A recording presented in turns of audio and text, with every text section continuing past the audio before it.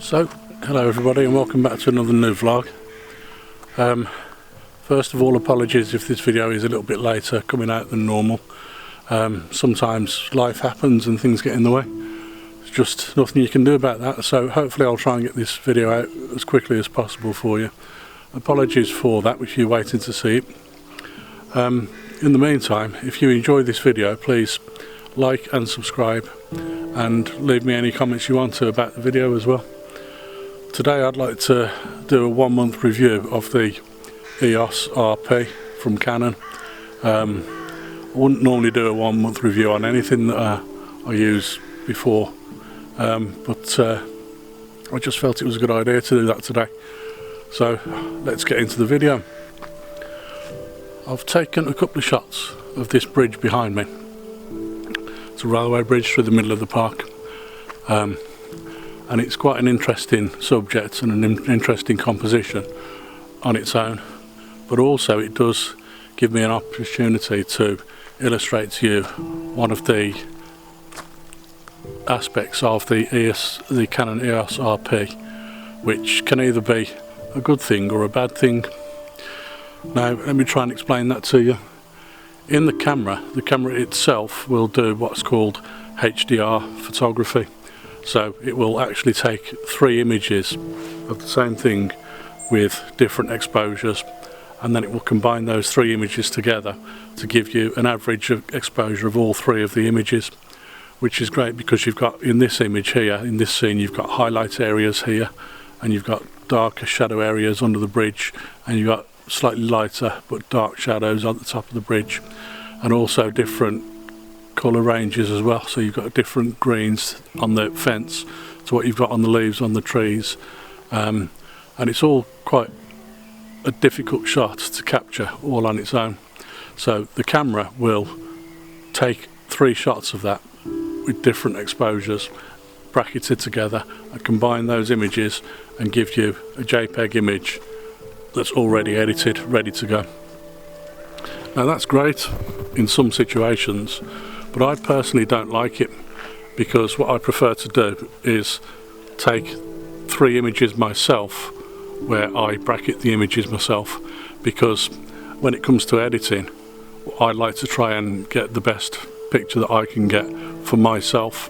It's nothing to do with anybody else. What I'm trying to do is create a picture that I'm happy with, and unfortunately sometimes the camera doesn't always give me the image that I'm looking for when it does the editing for me. So what I wanted to try and do is illustrate that by taking one image where the camera actually does all the editing for me and gives me the best shot it can get, and then taking another image where I've done all the editing at the end, so I get the best image that I want to get out of the shot. And I'm going to put those 2 images on screen next to each other now so you can see the difference.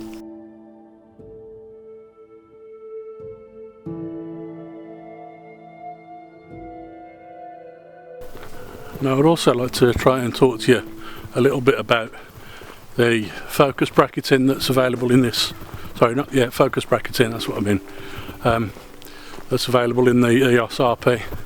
It's another great tool to use, particularly if you're using it in a studio situation where you're trying to capture product photography and you want to get the full image, the full product in focus all at the same time.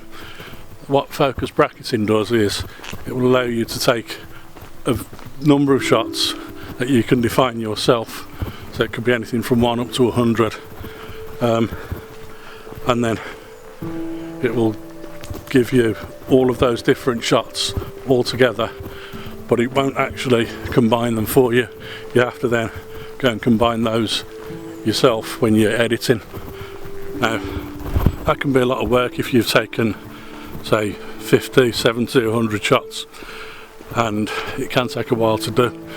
So what I prefer to do is actually use my own form of focus stacking, which is where I choose 3 different focus points within the image and then combine those 3 images together afterwards. And I'll try and show you what I mean now. The biggest issue with focus bracketing is the fact that the focus points are all equal distances apart, which is great in the studio, but obviously when you're doing landscape photography, it isn't always the best option. And I've got some tree roots up here that I'd like to photograph, so yeah, try and illustrate that for you. Just behind me here are a set of tree roots, and I wanted to try and capture those, but obviously this is on a little bit of a path as well, this hill, and people keep walking past, and I'm spending about the last 15 minutes just trying to get one shot. But what I've got here is this little bit of roots here, and the roots going up towards the tree there, with the roots coming further out along here. Now obviously the depth of field from this point here up to this point here isn't very much, but then the depth of field from this point here over to this point here is much more. So when you use focus bracketing, what happens is that the camera will choose so many shots to take, but they will all be equal distances apart, and so you'll get images that may be just in between the point where you need to focus. So instead what I'm doing is manually focusing on certain areas, and I'm taking shots of 3 or 4 areas where I want the focus to be, and then when I get back home to the computer, then I can combine those images together.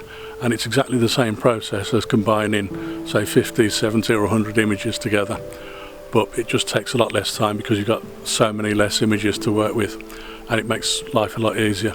So that's why I choose to use manual focus bracketing here rather than using the focus bracketing built into the camera.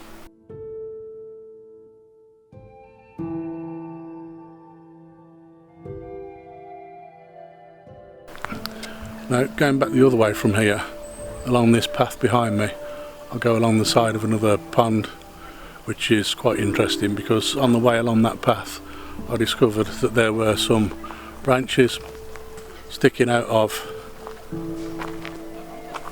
the water, and they look rather good for an interesting exposure and an interesting composition.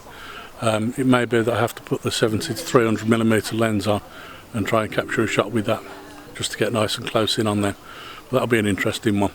Guys, if you're watching this thinking that I'm just being a little bit down on the camera, I'm not. I'm trying to kind of be objective about it. I've only had the camera a month.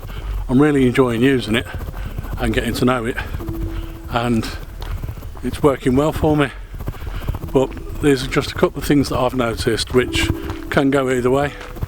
They can either be a good thing or a bad thing depending on the circumstances in which you're working.